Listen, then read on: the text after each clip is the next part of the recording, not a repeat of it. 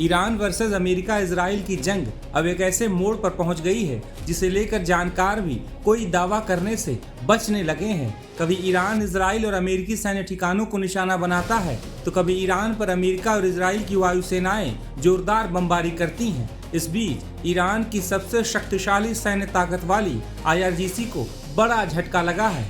दरअसल बीते 6 अप्रैल को अमेरिका और इजराइल ने ईरान के कई इलाकों में जोरदार बमबारी की थी, जिसमें IRGC के intelligence chief major general Sayyid Majid Khademi की मौत हो गई है। खादेमी के मारे जाने की पुष्टि IRGC की तरफ से भी की गई है।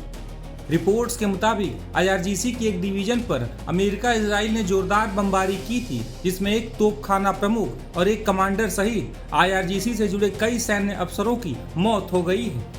बता दें कि मेजर जनरल खादेमी करीब 50 सालों तक ईरान की सुरक्षा और खुफिया सेवाओं में महत्वपूर्ण जिम्मेदारी निभाते रहे हैं। खादेमी की मौत के बाद IRGC की तरफ से भी बड़ा बयान सामने आया है। मेजर जनरल खादेमी देश में दुश्मनों की घुसपैठ को रोकने और शासन की सुरक्षा को चुनौती देने वाली ताकतों को नाकाम करने में माहिर थे।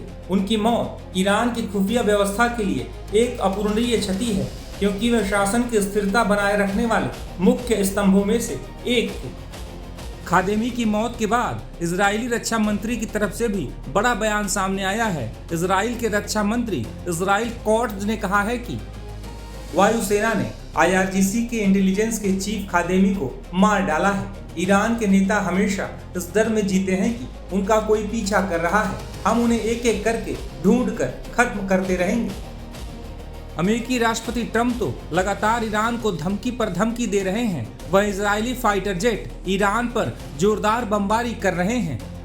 बता दें कि अमेरिका और इजराइल ने पहले यह स्पष्ट कर दिया है कि उनका लक्ष्य ईरान के नए सर्वोच्च नेता मुज्तबा खामनेई हैं। मुज्तबा पूर्व सर्वोच्च नेता के बेटे हैं, जो 28 फरवरी को युद्ध की शुरुआत में ही मारे गए थे। मुज्तबा का हाल ही में एक वीडियो भी सामने आया था, जिसके बाद से उन पर हमले का खतरा और ज्यादा बढ़ गया है। इजरायली खुफिया एजेंसी उन्हें ट्रैक करने के लिए लगातार खुफिया ऑपरेशन चला रही है। वहीं ट्रंप की धमकियों का भी ईरान पर कोई असर पड़ता नहीं दिख रहा है। ईरान का कहना है कि दबाव डालकर अथवा डेडलाइन देकर युद्ध विराम नहीं करवाया जा सकता।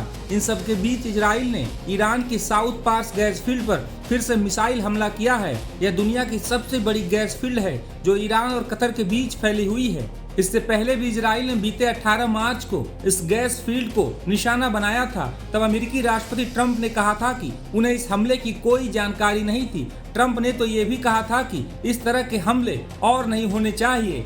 हालांकि अब ट्रंप ने ईरान को फिर बड़ी धमकी दे दी है।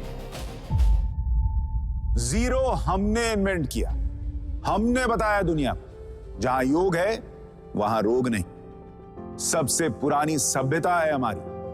गुलामी से तो और देश भी लड़े भाई, पर आजादी के लिए अहिंसा का रास्ता बस हमारा था। अपने पसीने से जमीन सींचता किसान और घर में घुसकर मारने वाले जवान, बस इसी मिट्टी ने जने हैं। इसके हाथ ने जब थामा जज्बा तो इतिहास रचे।